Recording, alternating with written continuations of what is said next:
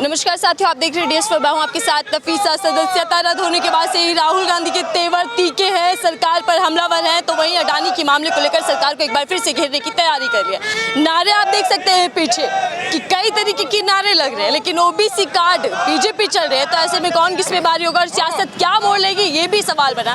हमारे साथ जो सर हैं वो एडवोकेट हैं, परिचय ले लेते हैं पहले उनका। लेकिन कानूनी समझ और कानूनी राहत के ऑप्शन कितने हैं राहुल गांधी के पास, उस बारे में भी बातचीत करें। क्या नाम है सर आपका? सुरेंद्र चौहान, एडवोकेट।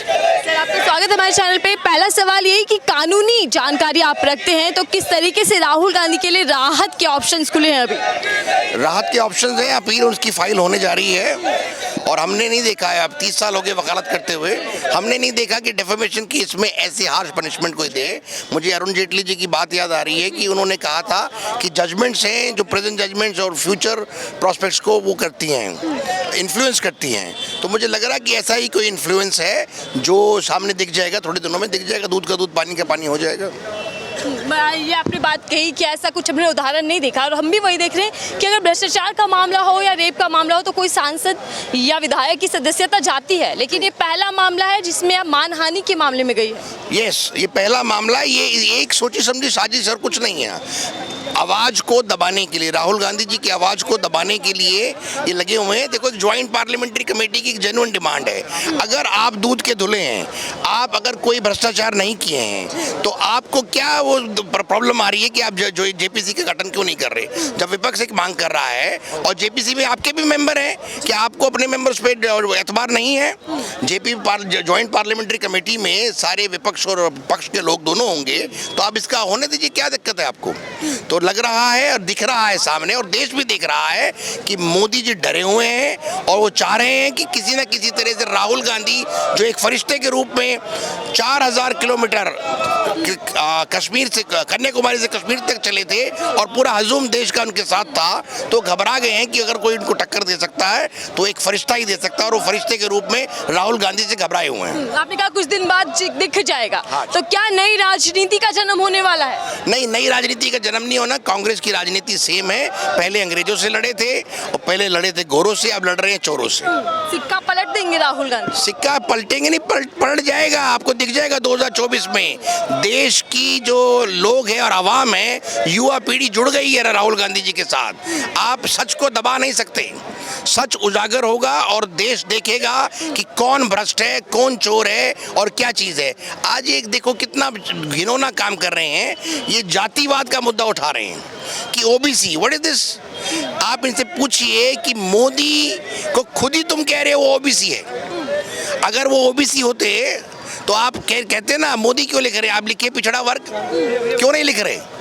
आप गर्व से कहिए ना पिछड़ा वर्ग है। तो नहीं, क्योंकि क्या है, राजनीति गरमाने के लिए चाह रहे हैं कि जातिवाद का मुद्दा उठाएं, ताकि एक वर्ग जो देश पर काफी लंबा बड़ा वर्ग है उस पर चोट लगे। ऐसा नहीं है, सब लोग पढ़े लिखे हैं, देश के भारतवर्ष के लोग पढ़े लिखे हैं, सब जानते हैं, समझते हैं, सोचते हैं। आप इनकी बातों में आने वाले नहीं हैं। मुझे लग रहा है कि एक बार पहले भी पीएम मोदी की जाति को लेकर अपमान किया गया, फिर ओबीसी पर अटैक। नहीं, कोई अटैक नहीं है, नरेंद्र मोदी की जाति को लेकर कोई अटैक नहीं है। एक छोटा सा प्रश्न किया था कि जितने चोर हैं वो केवल मोदी क्यों हैं? जब कोई काम आता है तो आप कह देते हैं फलाना वर्ग वो है, फलाना वर्ग आतंकी है, फलाना वर्ग वो है, तब क्या आप डिफेम नहीं कर रहे होते? क्या तब डिफेम नहीं करते? तो ऐसा नहीं है। आप जो नीरव मोदी है, मेहुल चोकसी है, ललित मोदी है, अगर ये चोरी कर रहे हैं, क्यों कर रहे हैं? तो एक इनका कहीं ना कहीं कुछ है, लिंक है, और उस लिंक को उजागर करना चाह रहे थे कि मोदी साहब आप अडानी को बचाने में क्यों लगे हुए हैं? अडानी अगर इंडस्ट्रियलिस्ट है, अपने आप बच जाएगा। अगर अडानी ने चोरी नहीं की तो आप क्यों बचा रहे हैं? इसका मतलब दाल में काला है, आप कुछ ना कुछ कर रहे हैं, गड़बड़ है।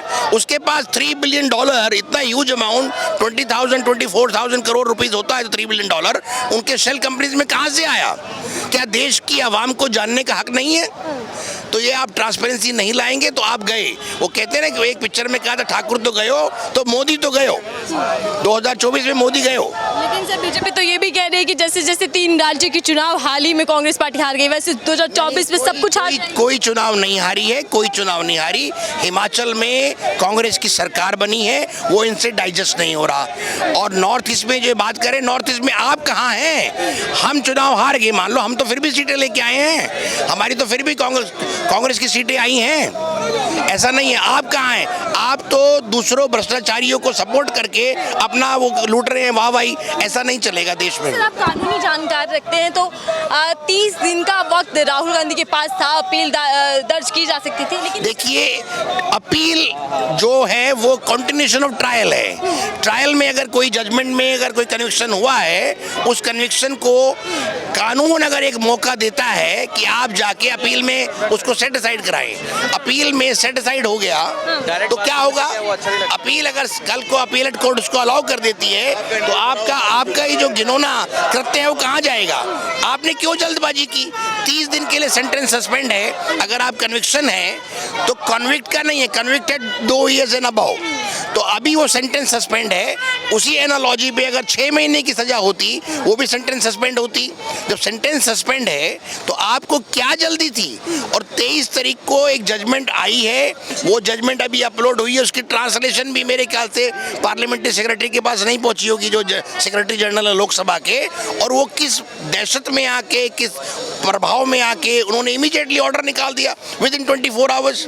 तो ये घिनौना कृत्य है, सोची समझी साजिश है। राहुल गांधी जी की आवाज को दबाने का ये नाटक है, ढोंग है। राहुल गांधी जी डर सरकार के चोरी का, भ्रष्टाचारी का, क्योंकि एक ही आदमी है जो उनका भ्रष्टाचार उजागर कर रहा है। और कौन कर रहा है? आज अगर कोई टक्कर दे रहा है नरेंद्र मोदी को तो वो राहुल गांधी है। और नरेंद्र मोदी को जान लेना चाहिए, ये देश युवा है, युवाओं का देश है। यहाँ ट्रांसपेरेंसी चलती है, या रोजगार चलता है, या भ्रष्टाचार नहीं चलेगा। देश का युवा पीड़ित है, देश का युवा आज रोजगार मांग रहा है। आपने कहा था हम 2 करोड़ रोजगार देंगे, आप झूठे साबित निकले। आप भ्रष्टाचार कर रहे हैं, आप पूंजीपतियों की पार्टी के लिए काम कर रहे हैं। पूंजीपति जो जितने पूंजीपति हैं आप उनके सरमाएदार बने हुए हैं। आपका ढोंग है, आपका ये पाखंड है कि गरीब का बच्चा, आज मैं अखबार में पढ़ रहा था, लिखा है कि मोदी जी चाह रहे हैं, विपक्षी पार्टियां नहीं चाह रही कि कोई गरीब का बच्चा डॉक्टर बने या इंजीनियर बने। अरे आप 9 साल से बैठे हैं सत्ता में, आपने कितने गरीब के बच्चे डॉक्टर बना दिए? कितने गरीब के बच्चे आपने इंजीनियर बना दिए? कौन से ऐसे इंस्टीट्यूट खोले आपने हिंदुस्तान में कि यहाँ पर गरीब का बच्चे को एडमिशन देंगे, उनको डॉक्टर बनाएंगे?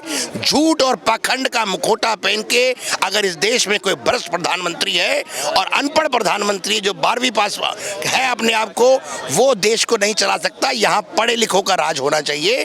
जो पढ़े लिखे लड़के हैं, जो पढ़े लिखे युवा हैं और जो पढ़े लिखी पीढ़ी है, मैं अपील करना चाहता हूँ देश की आवाम से, जितने पढ़े लिखे लोग हैं वो चाहे किसी भी पार्टी में उनका वो अपना क्या कहते हैं रखते हो, अपना प्रभाव रखते हो या अपना उनकी सोच है, आप उस पार्टी में जाएं और काम करें देश के लिए, देश को संगठित करें, देश को जोड़ें, देश को उनकी जरूरत है।